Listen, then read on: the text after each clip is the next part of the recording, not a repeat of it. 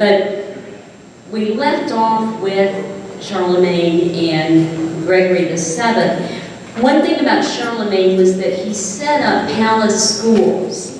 And in those schools, he had, these were for the nobles, that all of the children 5 years of age until they were 14 went to school. And from 5 to 10, all the boys and girls learned basic skills. They learned to read and write Latin, because Latin was the language. They learned basic math skills. So what's going to happen, and this is going to impact the Reformation. Germany is going to have, and Germany's a lot bigger than it is today. Germany is going to have a very high literacy rate, and it's going to impact the spread of some stuff that's going to happen. Unfortunately, one of the first things that is going to occur as we get into the Middle Ages is in 1054.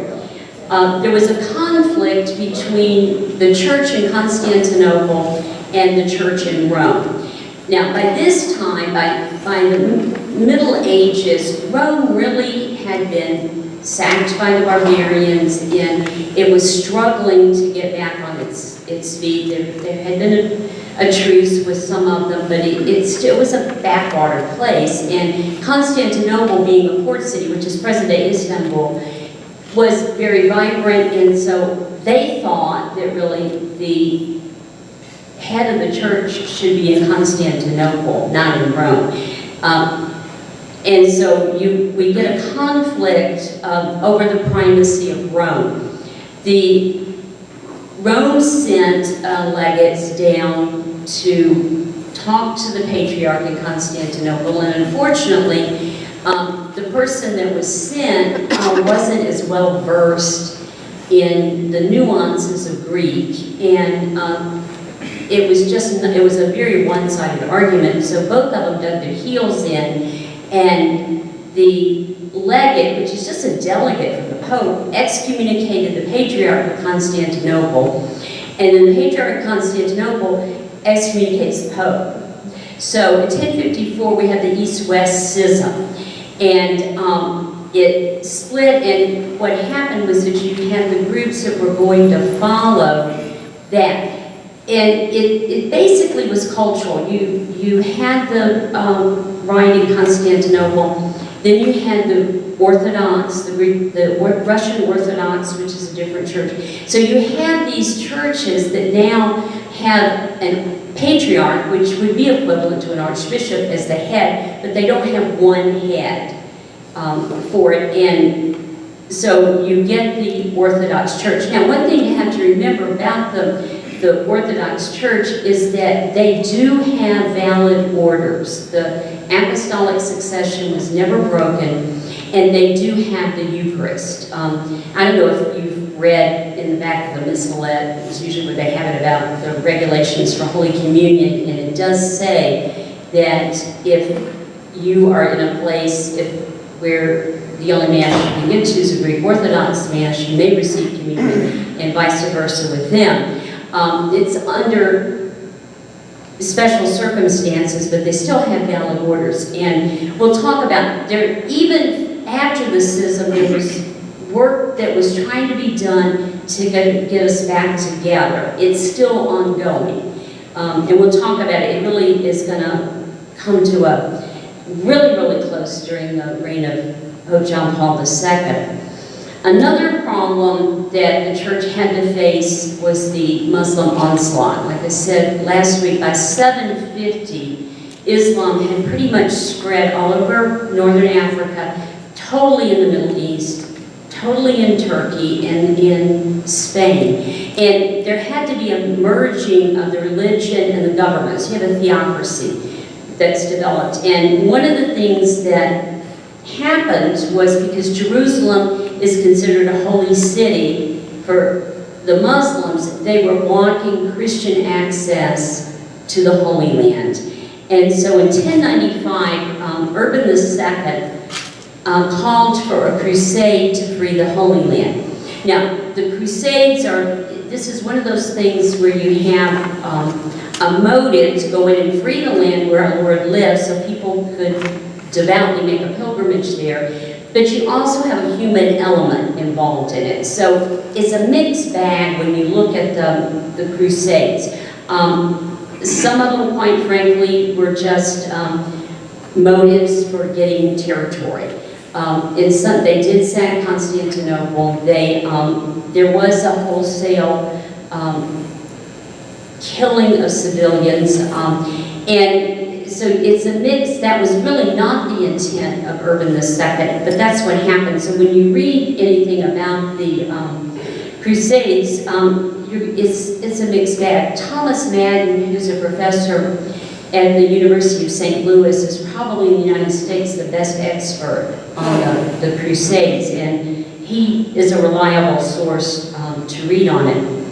Another thing that happened during the Middle Ages was the only religious life we had in the West were the Benedictines. And they were supposed to stay in their monastery, and the work of the Benedictines was prayer.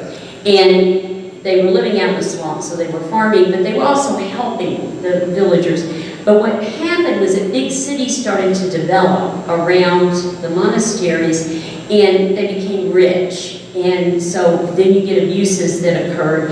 And so they were called back to a stricter observance. So you get some groups that go off from the Benedictines. One you may be familiar with are the Trappists. They're up in Gethsemane.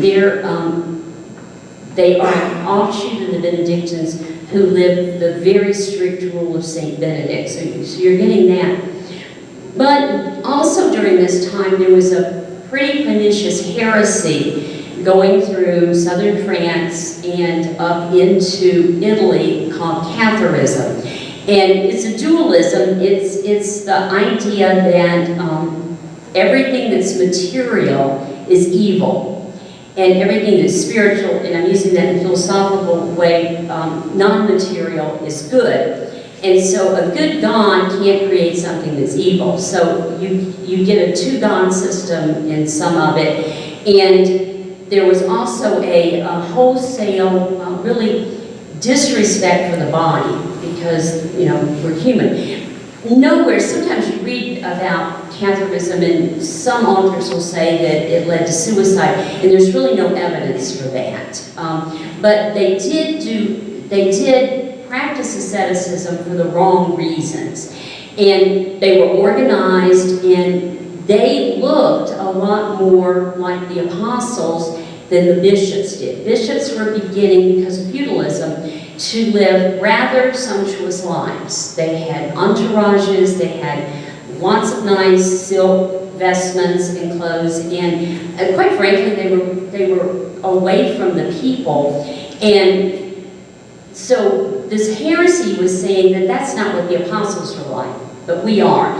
And they would go from town to town preaching, and the people would look, and we're talking about people that really are not theologically educated, and it's, well, yeah, they look a little bit holier than the bishop or the priest, and so they were wholesale following these people, and they were organized. They had a theology, they had a way of perpetuating the heresy. So what God did was that He's going to call up two charismatic men to help fight this heresy. One of whom I'm sure you're very familiar with because he's in everybody's bird bath, and this is St. Francis of Assisi. And Francis is rather flamboyant to begin with. Once he was converted and decided that he's giving his whole life to God, he, spurns what his father was a cloth seller. He spurns that and is going around in basically would look like a potato sack and a cord, emphasizing poverty, but it was poverty practiced by the poor Christ, and that he would go from town to town. Francis never intended to found an order. He was charismatic. He started getting a lot of followers. I mean, it grew very quickly. And they had to scramble to come up with some kind of thing because he was content to sleep on the side of the road.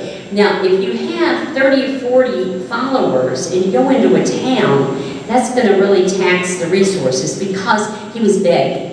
And that wasn't unusual at that time in history. People did go from town to town asking for alms and that type of thing. But what Francis did was that he was never ordained.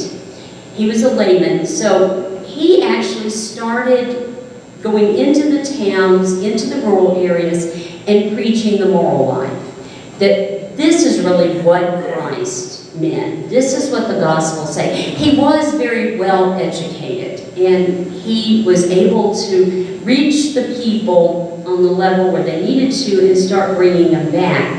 One of the things that I really like about St. Francis, with original sin and the fall, we get a disorder not only in the human person but in nature. Prior to the fall, everything was in harmony. And it's going to be that way when we get to the new heavens and the new earth. So there was complete harmony among all the creatures and with the people. And God, every now and then, gives people to the world to let you see a glimpse of that. And Francis is one of those. You'll read the stories about him, negotiating with the fox or the wolf at Gubbio and telling him, look, you quit, if they feed you, will you quit taking their sheep? And so he hammered out a negotiation. Those are more than just pious stories. You were getting a glimpse of what it was like before the fall and what it's going to be like at the end of time. Francis also is the first, and he's actually only one of two men who received the stigmata. And what that is that he received the wounds of Christ on his body. He's the first one that this occurred to. He had the marks of the nails, and actually his was a little different than some of the other people who get the stigmata. It was said that you could actually see the nail in his hands. And he had his hands, his feet, his side was pierced. And this was about 2 years before he died, that he received this. And so, like I said, his followers grew very fast, and we still have the Franciscans today who are going out and preaching. Another one comes from Spain, and this is St. Dominic, and he's a nobody's birdbath. Dominic was very well educated. He was educated at the University of Valencia, and he was on a mission with his bishop from Spain, and they went through the Cathar territory in southern France, and it was not in Spain, and they realized how deeply embedded this was and how well organized these people were. So what Dominic did, and he stayed down in southern France in the area around Toulouse, was that he started debating with their theologians. And actually, he learned the Cathar heresy pretty well, that he could actually beat them at it. So what he's doing is drawing in the educated people. And he did intend to found an order. And the big thing that he put in the constitutions for the order, actually Dominic was a master as far as organization was concerned in setting up the order, was that study was an essential part of the Dominican life. And his first followers he sent to the universities. So you have the Dominicans going to the University of Paris, they go to Bologna, they actually very soon go over to Oxford and Cambridge, and then are centered in the university towns. They're getting the advanced degrees, and they're going out and preaching to the people that actually are making the decisions, and the rulers to start combating this heresy. So you've got both founders who are attacking the heresy on two different levels, and it had to be on two different levels. You were going to win the people back, and eventually it's going to die down. Now, there are three really great theologians that come out of the Middle Ages. Two of them are Dominicans, and one's a Franciscan. Albert the Great was actually called great when he was alive because this man had an encyclopedic mind. He's German, and he was able, one of some of the things that he did was that he actually categorized all of the plants in the area of Germany where he lived, and it predates the system that Linnaeus used, but it's very similar. And he also realized that the works of Aristotle that were beginning to be translated into Latin, even though it was faulty, would be a good source for explaining theological principles. So he starts writing commentaries on that.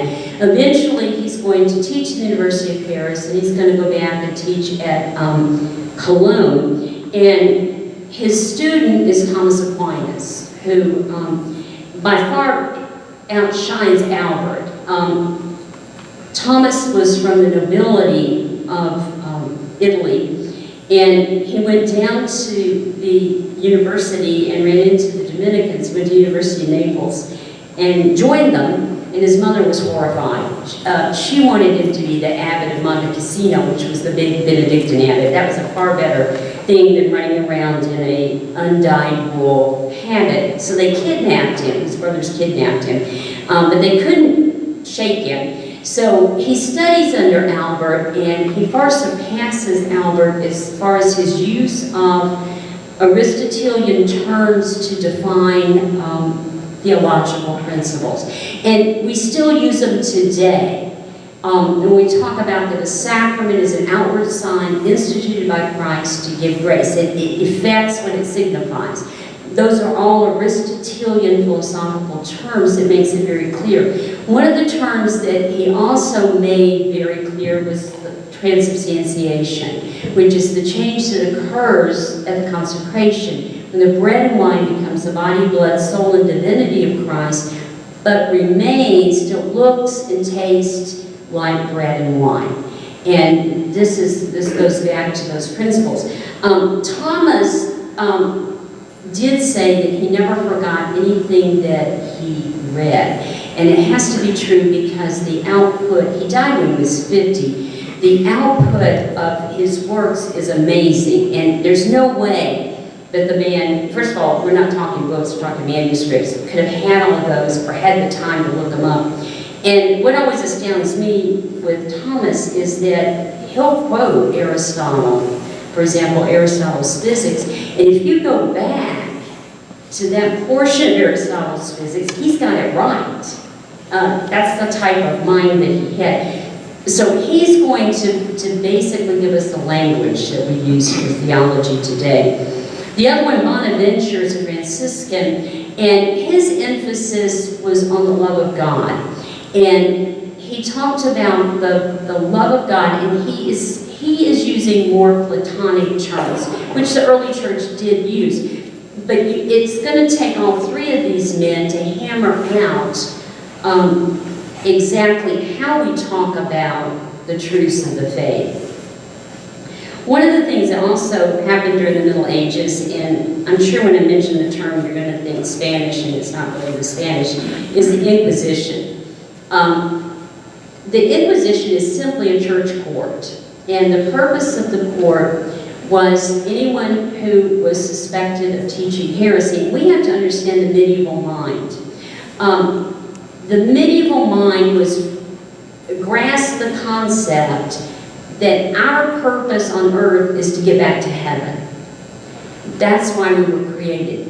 And anything that gets in the way of that needs to be eliminated.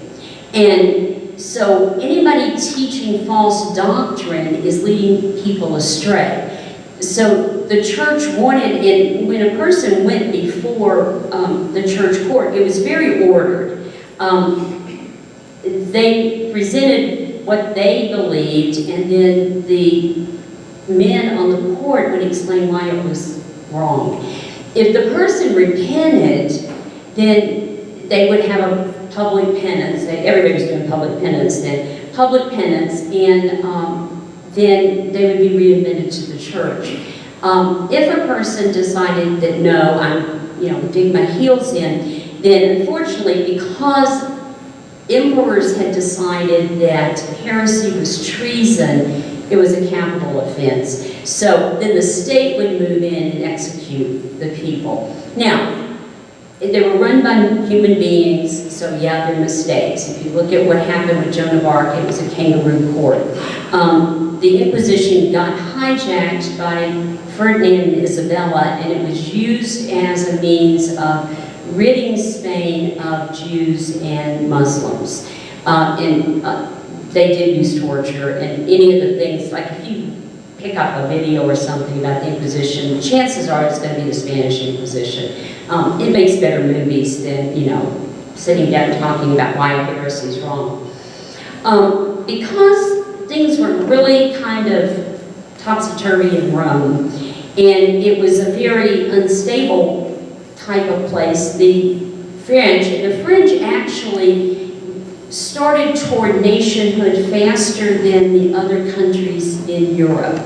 And there are lots of reasons for that. And the French monarch put pressure on the Pope saying, look, it's not safe to be in Rome. You need to come to someplace that's safe. And so he said, you need to come to Avignon. Technically, Avignon was papal territory because it belonged to the royal family of Naples. But it's right in the middle of France. So, most people, it's in France.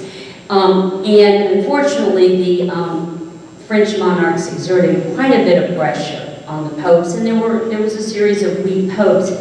And the Avignon papacy lasted from 1305 to 1376. So it's a period of 70 years, and Petrarch, who is one of the scholars in humanism, referred to it as a Babylonian captivity. There was pressure to try to get the Pope back, and Catherine of Siena, who was a young woman who basically was unknown in Siena, began to receive visions from Christ, and one of them was that she needed to start sending letters to the Pope to tell him he needs to get back to Rome. It really was scandalous. Here's a bishop of Rome living in France, and he needed to get back. So she did, and she was miraculously taught to read and was able to write the letters, and she's very respectful, but she doesn't mince any words about that he needs to be back. And it was kind of interesting. Last year, we have a postulant from, she's a novice now, from Italy. She's from Bologna. And I had the postulants for church history, and one of the things they do is read some of the letters of Catherine. And she starts them out to the Pope and calls him Bobbio. And Sister Catherine enjoyed, her eyes just got huge. She said, that's what I call my father. And that's what it is. It means daddy in Italian. So it was kind of neat that it's still used. So she's sending letters. Then Bridget of Sweden, who's a queen, had been widowed, and the plague had hit Rome. So she goes to Rome to set up hospitals, and she starts, under the impulse of the Holy Spirit, she starts sending letters to the Pope. So I always like to say it took 2 strong women to get the Pope back to Rome. And that, in fact, did happen.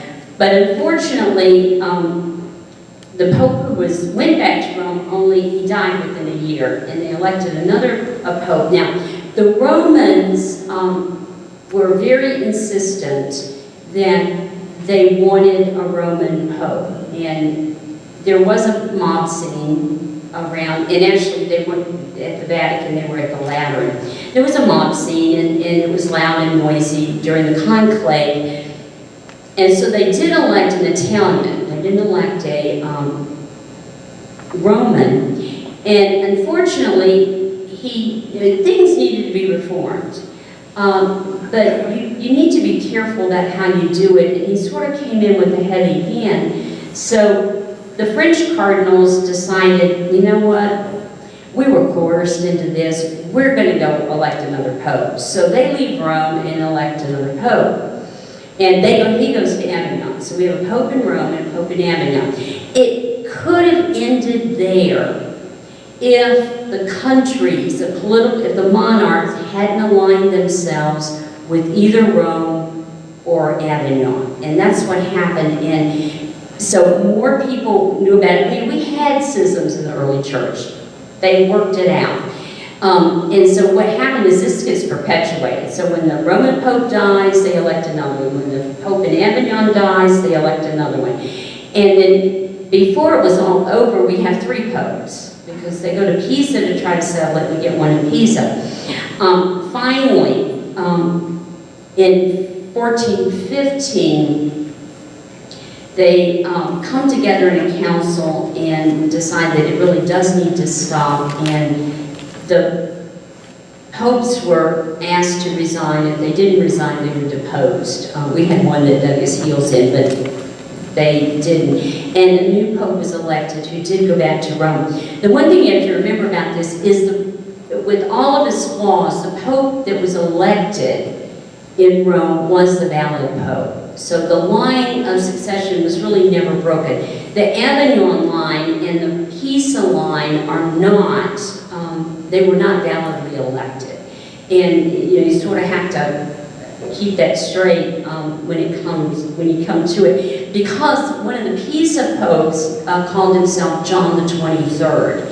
And it's going to cause a bit of a pause when John the 23rd is elected and they have to figure out what number he is. And although, as far as the church is concerned, it's the Roman line, and that's been decided a long time ago.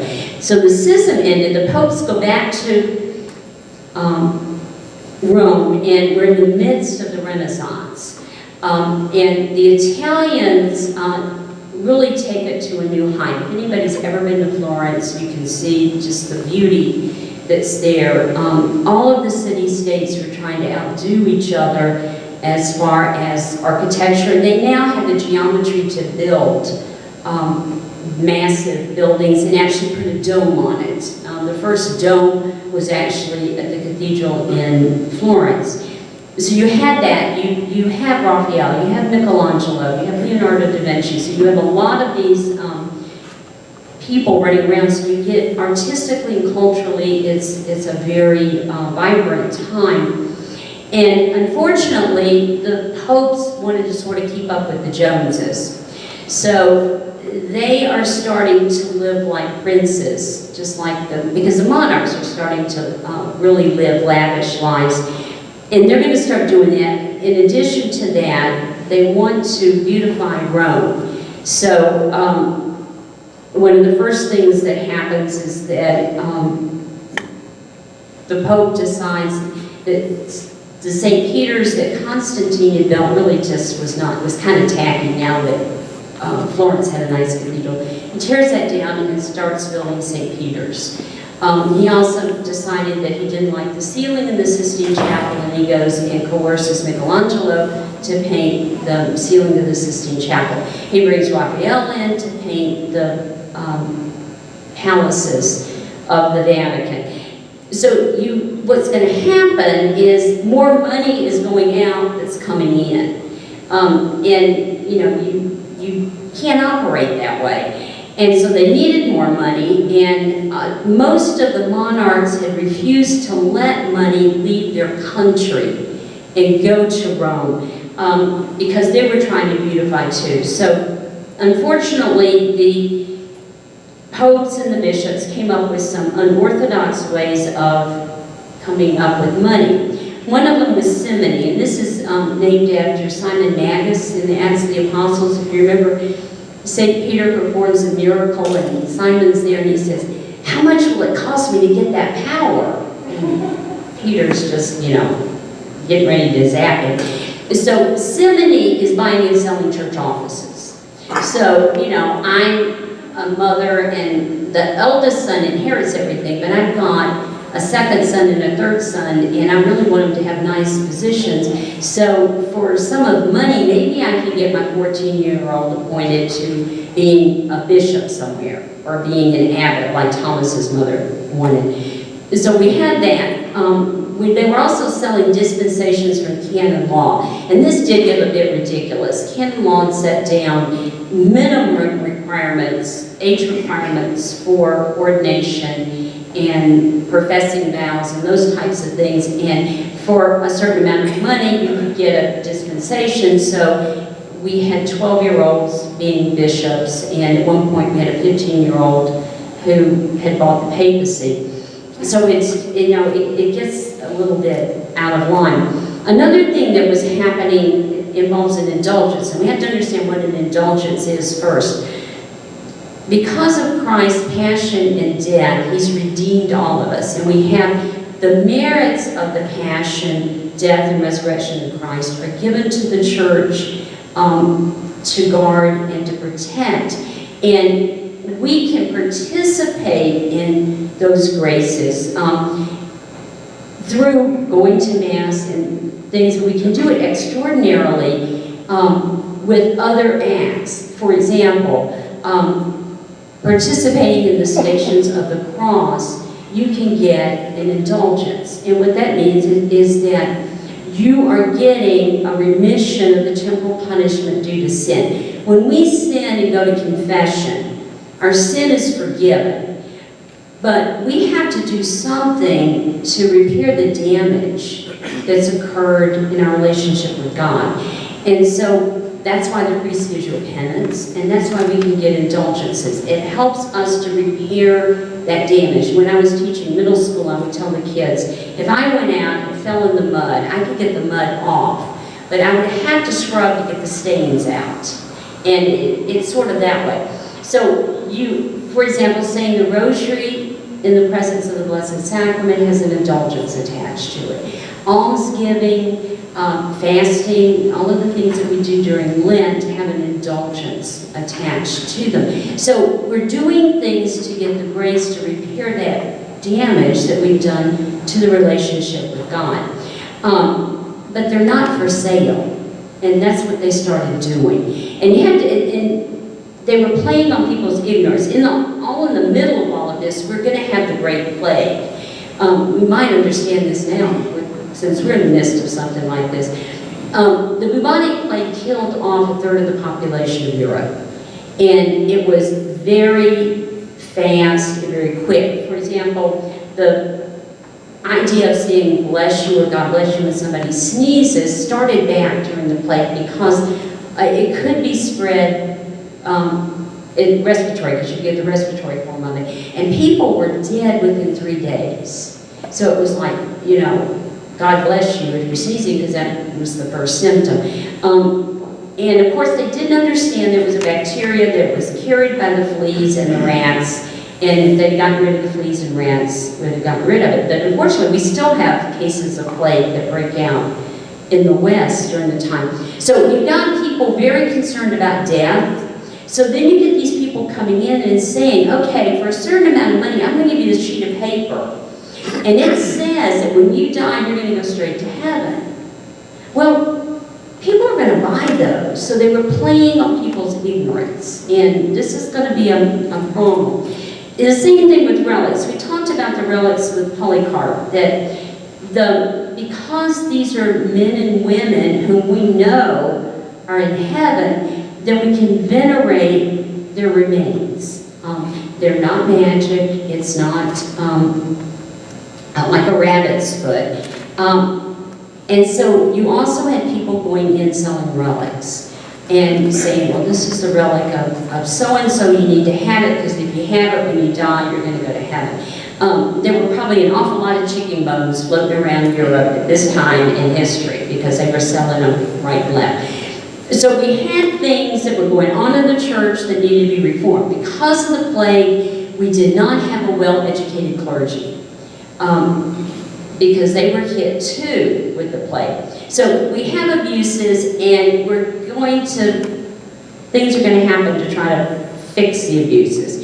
And this is going to be the Reformation.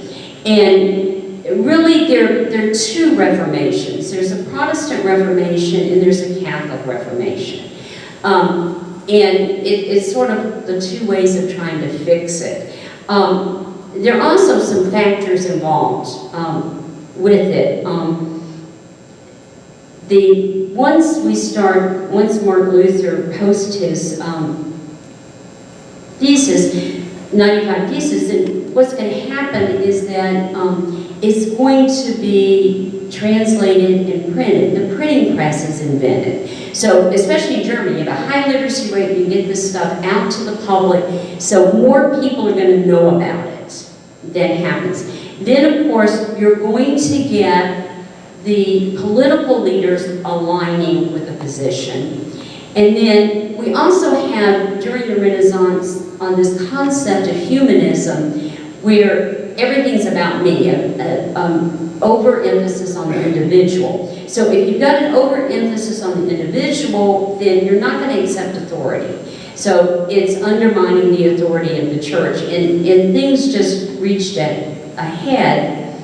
And in 1517, Martin Luther posted his 95 Thesis. Martin Luther was a very gifted scripture scholar. He was an Augustinian, and unfortunately, he said that he really never felt forgiven when he went to confession. He never felt like that he was good enough for God, and in fact, he believed that human nature was totally corrupted by original sin, instead of what Thomas and the church teaches, that we're wounded. And if we're corrupted, then that's a bad place to be starting. Now, contrary to popular opinion, you don't have this mad Augustinian running through the town and putting it on the cathedral door. Church doors were bulletin boards. So, and actually what he was doing was a scholastic process called a disputation. It was a university town, so professors had to do it during Advent and Lent. So that's why this was done on October 31st, right before Advent.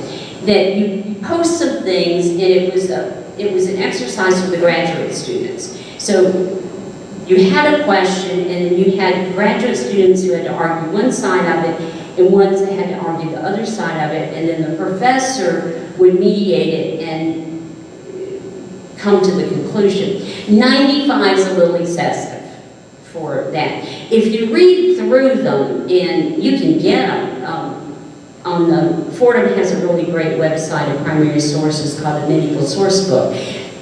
Some of what he's saying did need to be reformed. He just is going to go a little bit off the path, and one of the things he's going to insist on is that if it's not in Scripture, then it shouldn't be believed. So he's going to take away the sacred tradition as part of the deposit of faith. So he's going to throw out basically the fathers of the church. I really would like to, see what Augustine's thing was with this Augustinian doing that. And the other thing that he insisted on was that we were justified by faith. That we really couldn't do anything to merit the grace, which is true. We don't merit the grace. It's a free gift, but we have to dispose ourselves to get it, and we have to accept it. For Martin Luther, it's a passive type of thing, that all you have to do is have faith, and then you can be justified. Now, he did say you had to, you can't go around leading an immoral life, but things like, and he was hitting at indulgences and relics and things like that were not part of the faith and needed to be done away with. Eventually, he's going to be excommunicated, and he actually burns the decree of excommunication. And then what happened with Luther was that the princes in Germany aligned themselves either with him or against him.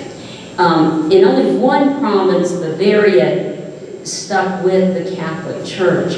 And we don't have any religious toleration at this point, so you either had to be a Lutheran or you had to move, and moving wasn't that easy back then.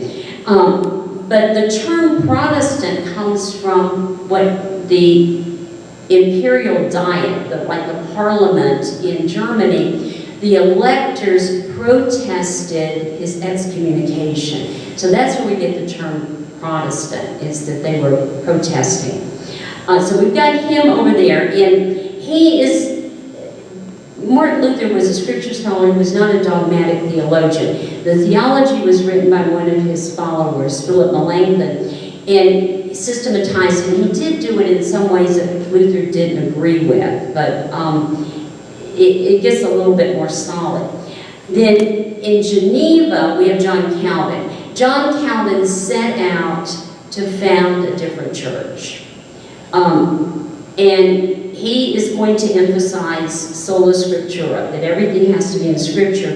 But he also is going to say that we're predestined by God. So before we're born, it's determined whether we're going to go to heaven or hell.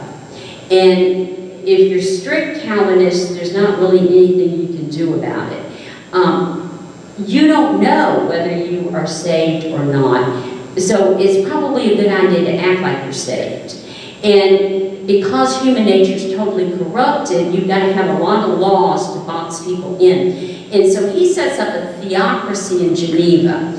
And there were laws for everything in Geneva. Just for example, you know the term baker's dozen, which means 13. Well, that started with John Calvin. He had spies, literally, that checked on whether people were really sticking with religion, and they checked on the crafts and the craftsmen. So if a baker got distracted and you paid for 12 rolls and you didn't have 12, he would get shut down. And so they started going in an extra one, just in case. I mean, it's easy to get distracted and not count. John Calvin wrote a work called The Institutes of the Christian Religion, which sets out his theology. And if you remember your U.S. history and what the New England colonies were like with the Puritans, that's Calvinism. So the fire and brimstone sermons that we get in American literature, that's Calvinism. Now, the English, their separation from the church is really totally different. This is going to involve Henry VIII and a divorce. Henry VIII needs a male heir. He was married to the daughter of Ferdinand and Isabella, and he wanted a divorce, and the church would not annul the marriage, so he just decides that he'll get a new Archbishop of Canterbury, give him the power to do it, declare himself the head of the church in England. Essentially, under Henry, the Anglican Church looked very similar to the Catholic Church. Things were done in English instead of Latin, but they did keep some Latin. But it was really after his death that the Anglican Church becomes more Protestant. And during the reign of Elizabeth I, she stops the ordination, she changes the ordination rite, and she changes a lot of the things that were involved with the Anglican Church, and it becomes more Protestant. A good book, if you're interested in it, because they do start stripping the altars and taking out icons and crucifixes and statues, is Stripping the Altars by Eamon Duffy.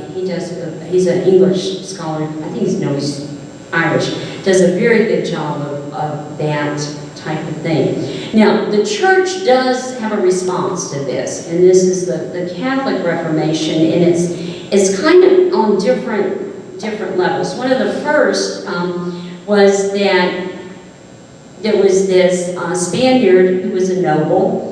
He gets hit with a cannonball and has to recover, and he starts reading the lives of the saints and gets converted, and this is Ignatius of Loyola. And you had to hand it to the guy. He's converted. He was a noble, he was a soldier, and he realized that he really needed the theology, so he goes to the University of Paris. He's 38 years old and is sitting in classes with 14-year-olds. Now, he did the basic stuff pretty fast, but he was determined to do that, and he and his followers, he formed the Order of the Jesuits and put themselves at the service of the Pope. And this is providential because they're going to be able to, the way he sets up the order is it's not monastic, it's military, so they're able to go out and fight the heresies there. And they're also going to be involved with missionary activity. Then in 1545, the Council of Trent is held, and it redefines and re-emphasizes Catholic doctrine. If Trent gets slammed, but you have to understand what they were trying to do. They were trying to make sure people understood what the beliefs were. So it seems very rigid when you read any of the decrees from Trent, but it was intended to be that way. It was intended to be very clear that this is what we believe. That there's 7 sacraments, and this is what these are the 7 sacraments. Nothing in there is something that the church hadn't believed from the beginning. It just hadn't been challenged. So you get this, and then it does tighten the discipline. It sets up a seminary system. It sets up type of testing before young men can become priests. Very similar to what we do today. Also during this time is that the church God raises up lots of saints during this time. A couple of them, Teresa of Avila and John of the Cross in Spain, are the ones who are going to actually give us the language for mystical theology with their works. And then you have people like Vincent de Paul that goes out and helps the poor. You get Charles Borromeo, who becomes like a model for bishops. So one author talks about that the sinfulness of the church during this time was overcome by the holiness, and you can see that with the saints. When we get into the modern period, we get into things like the emergence of science and technology, and an overemphasis on reason. The physical sciences have taken off, and the scientific method that we know today has been hammered out, so they want to make everything scientific. And it doesn't work that way. And we begin to get a secular mentality that religion doesn't belong in the public square. One of the things that was a great impact on that was the French Revolution. And 1789 is really a date that most historians will say the modern period began. Because after you get through the anarchy and the deism and the reign of terror, what happens is that you start getting a representative type of government that occurs. There's more intellectual freedom, and religion is a private affair. So all of this is going to start happening during this time, and methods of history, the historical critical method, begins to be applied to Scripture inappropriately. So you're going to start getting basically a type of theology that's going to come out that's really going to erode people's faith. And the church is going to have to step in on that, especially with the Scriptures. Because the Protestants put so much emphasis on the Scripture, the church needed to do it too. That they needed to do it in a way that respected the fact that the Scriptures are the revelation from God. And inappropriately applying just historical methods are not going to work. We still see some of that today. I told the students the other day, by the time we get to Easter, there's going to be one magazine that's going to come out that's going to doubt whether Jesus was a historical person. It happens every year, and it started at this time in history. One of the things that did have to happen, because you had people looking to science for answers, looking to themselves for answers, overemphasis on freedom, is that the church sort of needed to rein this in, and she does this with Vatican I. It's the first council that's held in the Vatican, And it has two main documents that come out.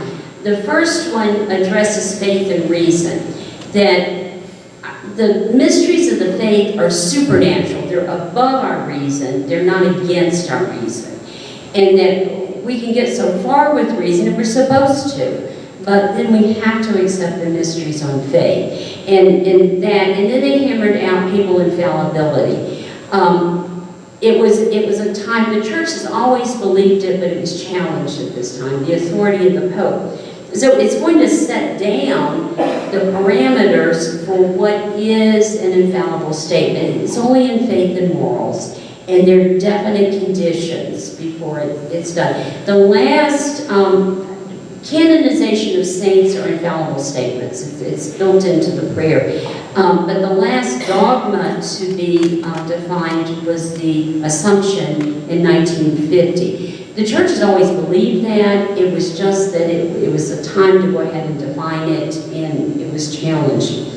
Another thing that the church had to deal with was the whole Industrial Revolution and the exploitation of workers. And God raised up a pretty diplomatic pope to deal with this, Leo XIII, and he had seen firsthand the exploitation of workers when he was a bishop in Perugia.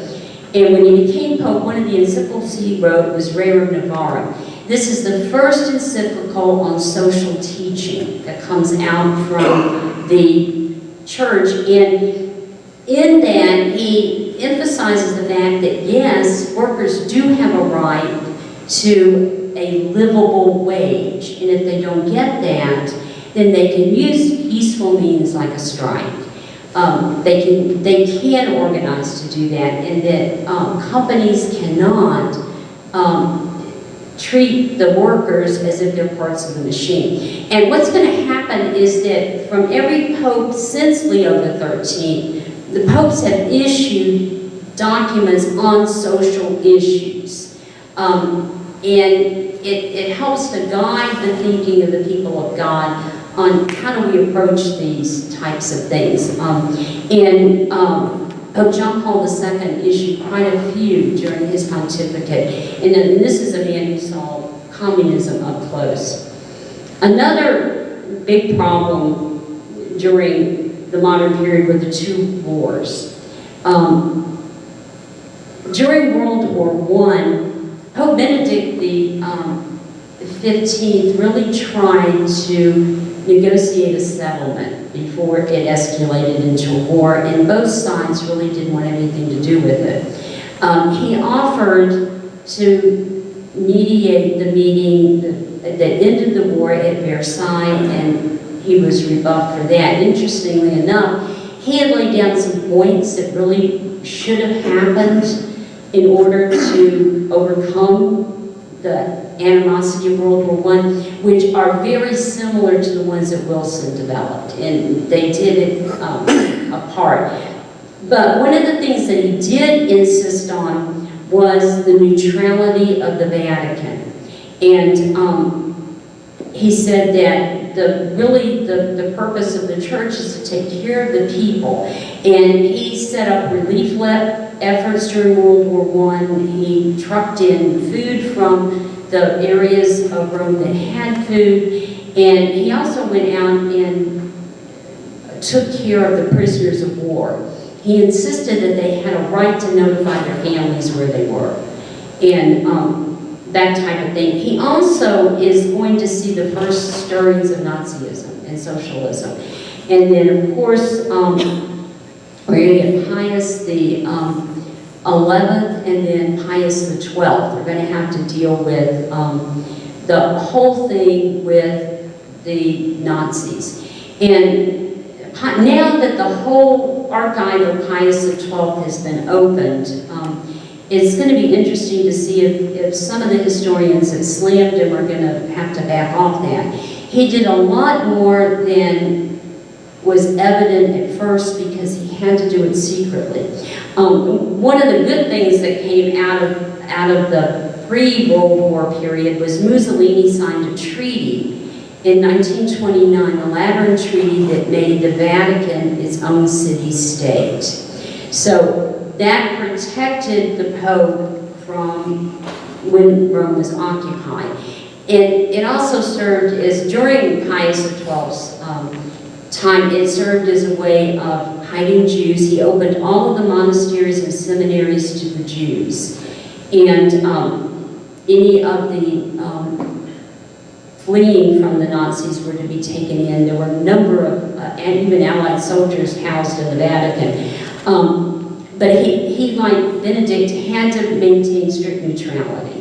And here again, it was for the people. You need to do what you need to do for the people. And he did actually provide some underground activities to get the Jews out of Germany.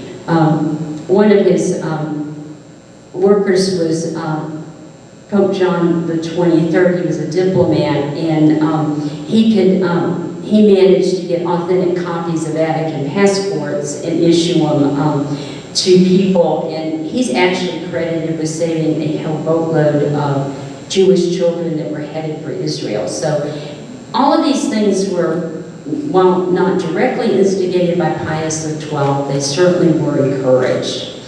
Then we get into the real modern period with Vatican II and John the 23rd. Pope John the 23rd was older. He was a peasant stock, and they thought, okay, we've had Pius XII, and you know, we might just need a little placeholder here, and somebody that's going to be a little older and not do anything. So they elected the Patriarch of Venice, Angelo Roncalli, as Pope. And actually, about a month after he was elected, he announced that he was calling an ecumenical council. And it was Vatican II is the only ecumenical council that was called that didn't deal with the doctrinal issue. He said it's pastoral. We need to bring the church into the modern period in a responsible way. And one of the things that he did was that when the cardinals met, it used to be when the cardinals and bishops met for meeting for the ecumenical councils, they were assigned commissions to work on. And he said, we're not doing that. We're going to have them all come together. They need to get familiar with each other, and let's let them choose, which people were like. The cardinals were, and the curia were just, taken aback. But now, Vatican II, because of what it was going to do, was in some cases still being misinterpreted. Is going to have some very good achievements. It's going to look at new approaches to understanding doctrine. The doctrine doesn't change, but our understanding does. For example, if you received your first Holy Communion when you were 7 or 8, your understanding of the Eucharist should be deepened now. Not that the doctrine's changed, but your understanding's changed. And so that happened.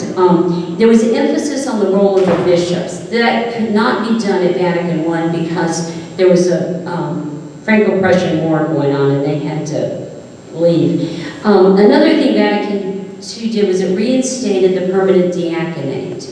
And the deacons are important as far as ministers of the Word and the Eucharist, and like in the early church, responsible for some of the temporal affairs of the church. Lay people were encouraged to get involved in the church.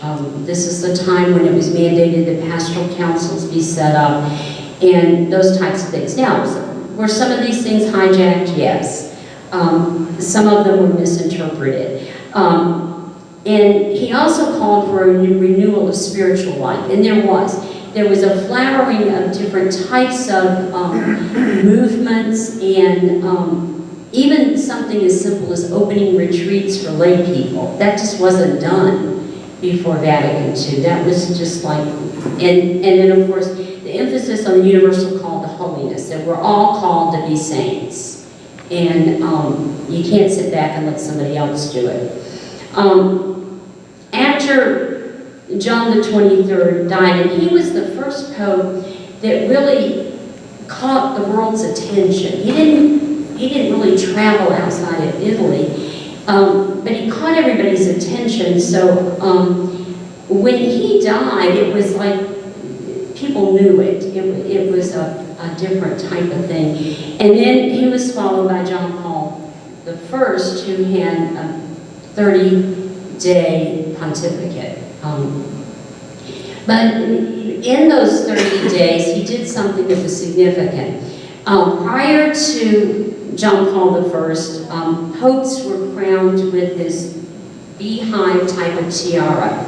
And he said, actually, I'm a spiritual leader, not a temporal leader, and we're doing away with that. And they did. So now we talk about the installation to the Petrine ministry. And at that time, the Pope receives a special vestment that he wears, the pallium, that's different from that the archbishops wear. And that's the start of his Petrine ministry. So it's more of a spiritual thing. And then, of course, 30 days, everybody's called back to Rome with John Paul II. And he's basically known for really 3 revolutions. First of all, we know a lot more now about his work behind the scenes in the fall of communism. And what he did, how he strengthened the people. I have a physician who was a young student at Krakow when the Pope came, and he said, you just wouldn't believe how that empowered us when he stepped into there and said, do not be afraid, and moved among the people. He also canonized lots of saints. And one of the reasons he did that was to show that saints come from all walks of life. And so if you look at who he's canonized, they're people from all walks of life. And he's the first pope to travel. He's probably the first pope that almost everybody in the world had seen. He traveled, and to be with the people. He also started the World Youth Days, and at first people were like, you're going to do what? And World Youth Days have actually become a very important sort of spiritual impetus in the places where they're being held. You get all of these young people together, and it involves service, it involves catechesis, and then of course it involves the Pope. And the subsequent popes have kept that up. When he died, really the whole world mourned. His funeral saw more heads of state attending than any funeral, a papal funeral. And then Benedict XVI was elected. Benedict XVI was a little bit more intellect. Well, John Paul II was brilliant, and Benedict XVI is, but in a different way.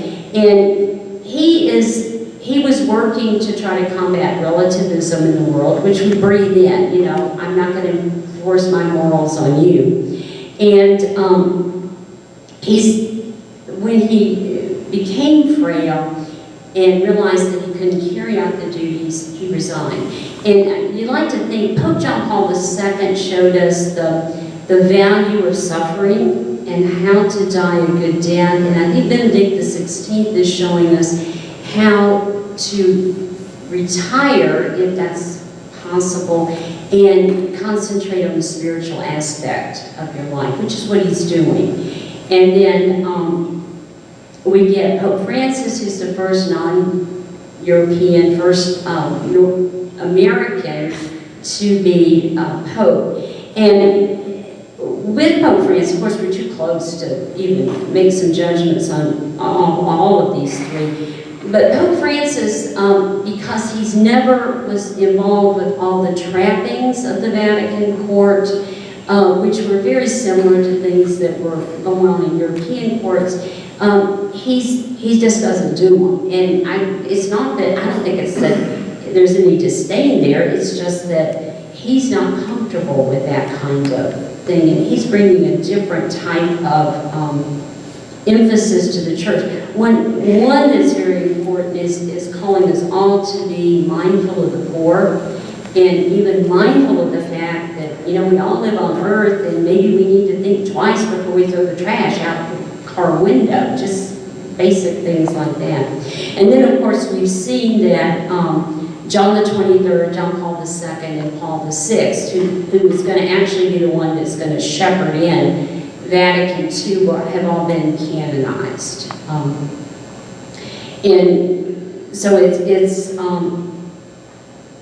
the modern period's kind of rocky, but there's also glimmers of hope as far as the church is concerned. So does anybody have any questions? Yes, ma'am. Who did you say called for the ecumenical council for the Baptists? John the 23rd. John. But he only attended one session. It was actually Paul VI that finished it. But John the 23rd called it. Oh. Yeah. So were Martin Luther and John Calvin, were they religious? No, Martin Luther was an Augustinian monk. John Calvin wasn't. He was baptized Catholic, because everybody was Catholic, but he wasn't. He wasn't even a priest. Yeah. Is Pius the 12th letters going to be on the line? Yes, some of that will be. Some of it is, yeah, they're a little slow in the Vatican in getting that kind of stuff out, but eventually I think so. And one of the things you have to understand is that it's a practice with archives that things are sealed for 50 years. We do it, even presidential papers are sealed for 50 years because you don't want some of that out because the people who are living that maybe the correspondence dealt with would be impacted. So it wasn't that there was any big secrets, it's just that it's the practice for 50 years. And so we've hit the 50-year mark, so all of the archives are open. Any accredited historian can go in and do research. Last question. I saw that you had Mozart. Pardon? I saw that you had Mozart on the timeline. Yeah. I was just curious. Well, the timeline includes secular and, but Mozart wrote some masses.